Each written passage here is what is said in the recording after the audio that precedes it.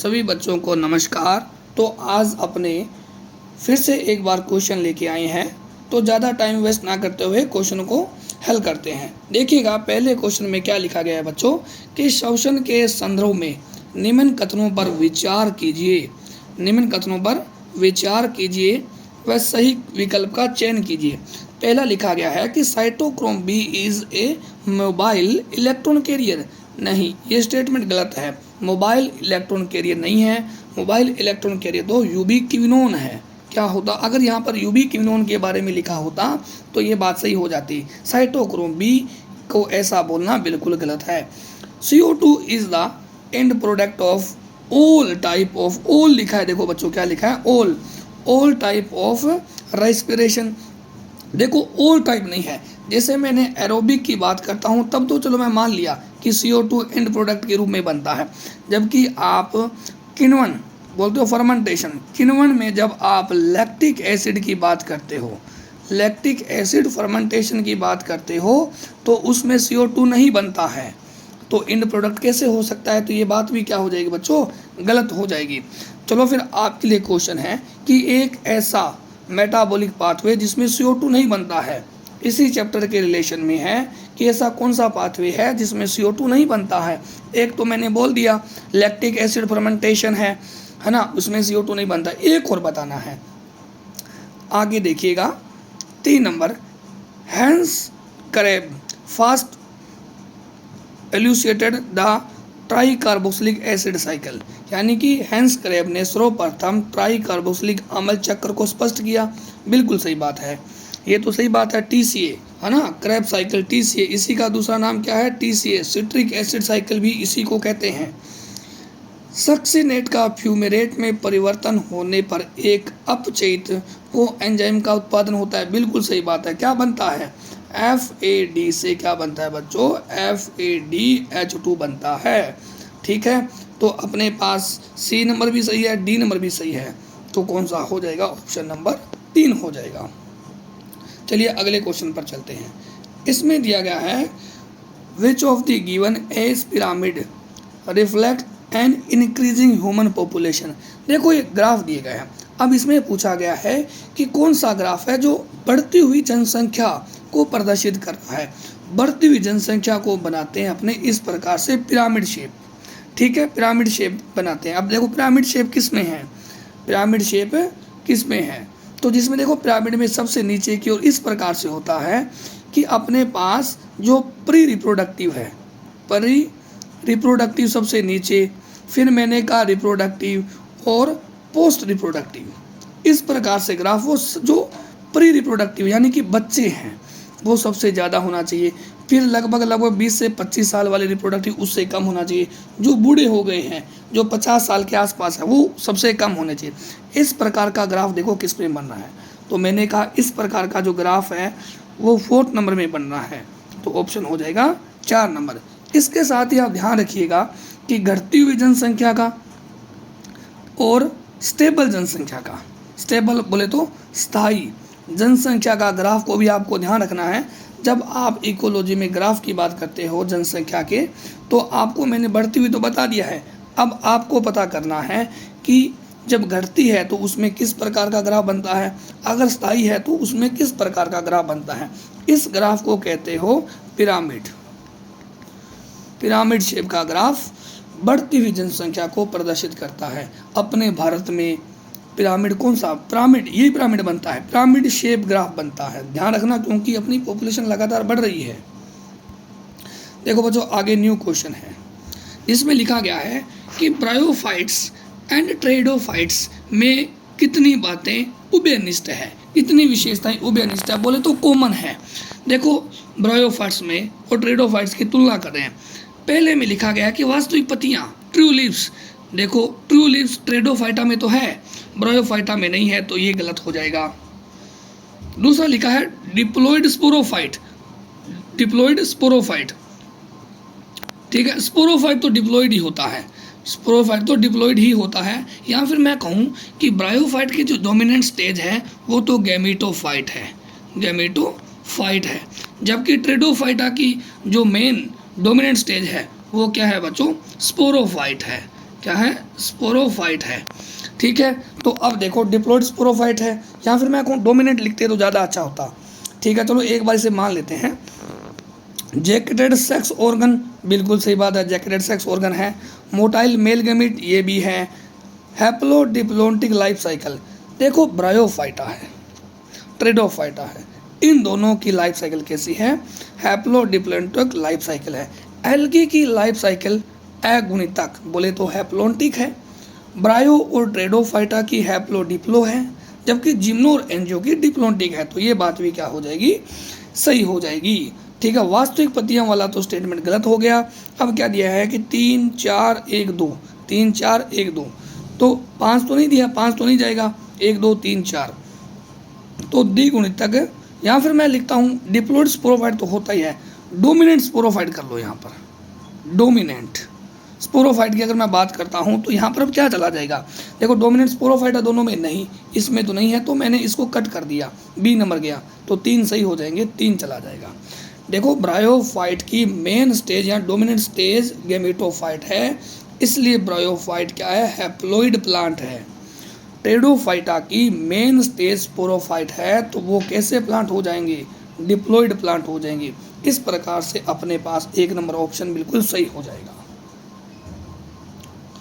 आगे बोला गया है कि अल्कोहल व लैक्टिक अम्ल के किण्वन के मध्य उभयनिष्ठ क्या, दोनों में कॉमन क्या है, EMP या डी कार्बोक्सिलेशन, कार्बोक्सिलेशन या फिर लिंक रिएक्शन है। देखो कैसे चलता है, मैंने कहा ये ग्लूकोज है, ग्लूकोज का ग्लाइकोलाइसिस करने पर क्या बनता है, पायरुविक एसिड के 2 मॉलिक्यूल बनता है, जो 3 कार्बन का है, 2 मॉलिक्यूल बनता है। ठीक है, 2 मॉलिक्यूल बनेगा। अब क्या होगा, पायरुविक एसिड से आगे क्या बनेगा, एल्कोहलिक फर्मेंटेशन भी बनेगा, या फिर हो सकता है लैक्टिक एसिड भी बन सकता है ना, लैक्टिक एसिड भी बन सकता है। तो अब इन दोनों के बीच में कॉमन क्या चीज़ है, वो कॉमन है ग्लाइकोलाइसिस, और ग्लाइकोलाइसिस का दूसरा नाम क्या है बच्चों, EMP पाथवे है। तो ऑप्शन नंबर 1 बिल्कुल सही हो जाएगा। ध्यान दें, लैक्टिक एसिड में CO2 नहीं फॉर्म होती है, और ग्लाइकोलाइसिस में भी CO2 नहीं बनती है। क्लियर है बच्चों, तो आगे चलते हैं, ऑप्शन नंबर 1 सही हो जाएगा इस क्वेश्चन का। देखो नया क्वेश्चन क्या है, निम्नलिखित में से कौन सा पोषण मैक्सिमम, अधिकांश बोला है मैक्सिमम जीवाणुओं में पाया जाता है, मैक्सिमम जीवाणुओं में पाया जाता है। अब देखो मैक्सिमम बैक्टीरिया है वो हेट्रोट्रोफिक है, तो सीधा सा आंसर चला जाएगा विषम पोषी है। देखो बैक्टीरिया में सभी प्रकार का न्यूट्रिशन पाया जाता है, सबसे ज़्यादा पूछे तो हेट्रोट्रोफिक, हेट्रोट्रोफिक को बोलते हैं विषम पोषी। ठीक है, और मैंने एक लाइन बोला है कि बैक्टीरिया में सभी प्रकार का न्यूट्रिशन पोषण का तरीका पाया जाता है, चाहे फोटोसिंथेटिक हो चाहे वो कीमोसिंथेटिक हो। ठीक है, और हेट्रोट्रोफिक, तीनों प्रकार। देखो होलोजोइक तो हो ही नहीं सकता, देखो इनमें हेट्रोट्रोफिक भी है, फोटोसिंथेटिक ऑटोट्रोफिक भी है, और कीमोसिंथेटिक ऑटोट्रोफिक भी है, यानी कि है तो तीनों प्रकार का। इन तीनों में सबसे ज़्यादा कौन सा है, तो वो है हेट्रोट्रोफिक हो जाएगा। चलिए फिर आगे बिल्कुल चलते हैं। आगे डायग्राम दिया गया, पूछा गया यह किससे संबंधित है। ये डायग्राम है बच्चों इक्विसेटम का, इक्विसेटम का है। ठीक है, अब इक्विसेटम एक प्रकार का टेरिडोफाइटा है, टेरिडोफाइटा है। तो अब ऑप्शन नंबर कौन सा चला जाएगा, 3 नंबर चला जाएगा। अब टेरिडोफाइटा के बारे में कुछ बातें जो आपको ध्यान देना है। यहाँ पर ये क्या है, डिप्लॉइड प्लांट है, क्योंकि इनकी मेन स्टेज या फिर मैं कहूँ टेरिडोफाइटा की डोमिनेंट स्टेज वो क्या है, स्पोरोफाइट है। क्या है, स्पोरोफाइट है। टेरिडोफाइटा एकमात्र ऐसे प्लांट है जिनमें सबसे पहले, मैंने कहा है सबसे पहले, फर्स्ट टाइम क्या आ गए बच्चों, वैस्कुलर बंडल, यानी कि इनमें सबसे पहले क्या आ गए, जाइलम और फ्लोएम आ गई। ठीक है, जाइलम और फ्लोएम आया था, ये बात आपको ध्यान रखनी है। अब आपको एक क्वेश्चन देता हूँ कि आपको ध्यान रखना है, या फिर आप बताएं, कमेंट करना है आपको कि इक्विसेटम होमोस्पोरस है या फिर हेट्रोस्पोरस है। ठीक है, बताना है आपको इक्विसेटम होमोस्पोरस है या फिर विषम बीजाणुक, सम बीजाणुक है या विषम बीजाणुक है, तो आपको कमेंट करना है। तो आगे चलिए 7 नंबर क्वेश्चन की ओर। क्वेश्चन क्या है कि निम्न में से कौन सा एक कोशिकांग के अंदर का कोशिकांग होता है? तो ऑप्शन पढ़िएगा, ईआर राइबोसोम, हरित लवक या फिर प्रोक्सिसोम। इसका आंसर जाएगा राइबोसोम। क्या जाएगा? राइबोसोम। अब देखो राइबोसोम है, कोशिका के अंदर का कोशिकांग है और इसके काम क्या है? यह प्रोटीन संश्लेषण करता है। क्या करता है? प्रोटीन संश्लेषण करता है। सबसे छोटा कोशिकांग है, सबसे छोटा कोशिकांग है, कोशिकांग है। अब एक बात बताओ कि ऐसा क्यों बोला गया है कि राइबोसोम कोशिकांग के अंदर का कोशिकांग है? और ये कहाँ मिलता है? मैंने कहा सभी प्रकार के ऑर्गेनिज्म में मिलता है। इसके अलावा ये माइटोकॉन्ड्रिया एंड क्लोरोप्लास्ट और मैं कह सकता हूँ रफ ईआर पर मिलता है। अब देखो ये भी कोशिकांग है तीनों अपने आप में। अब इनके अंदर भी क्या है? राइबोसोम है। इनके अंदर भी क्या है? राइबोसोम है। इसलिए कहते हैं कि राइबोसोम कोशिकांग के अंदर का कोशिकांग है। बात समझ आई? राइबोसोम को प्रोटीन फैक्ट्री भी कहते हैं क्योंकि ये प्रोटीन संश्लेषण कहते हैं। ठीक है, अब आपके लिए क्वेश्चन है कि बताना है कोशिका का रसोई घर कौन सा है? कमेंट करिएगा, कोशिका का रसोई घर कौन होता है? चलो फिर आगे चलते हैं। अब देखो स्तंभ 1 और स्तंभ 2 को सुमेलित करना है। ये आप देखो डायग्राम देखो ध्यान से, आपको याद आ रहा होगा कि ये डायग्राम किसके हैं? प्रोटिस्टा के हैं। प्रोटिस्टा के हैं। पहला है डायनोफ्लैजिलेट, दूसरा है यूग्लिना, तीसरा है स्लाइम मोल्ड और 4th नंबर दिया गया है जिसे डी बोला गया है वो पैरामीशियम है। अब मैच द कॉलम। डायनोफ्लैजिलेट ये रहा। अब डायनोफ्लैजिलेट की ये रस्सी सी क्या है? ये फ्लैजिला है। यूग्लिना के पास भी है। जिसके पास फ्लैजिला होती है वो मोटाइल होता है, सीधी सी बात है, वो गतिशील होता है, चलायमान होता है। यूग्लिना ये रही और पंख ये रहा और पैरामीशियम ये रहा।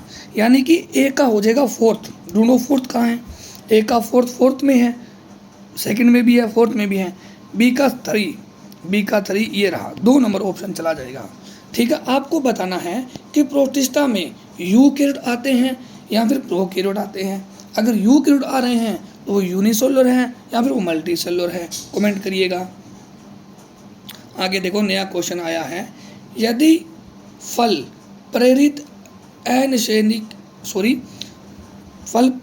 अनिषेक फलन के द्वारा उत्पादित होते हैं तब निम्न में से किस पादप का आर्थिक महत्व नहीं होगा?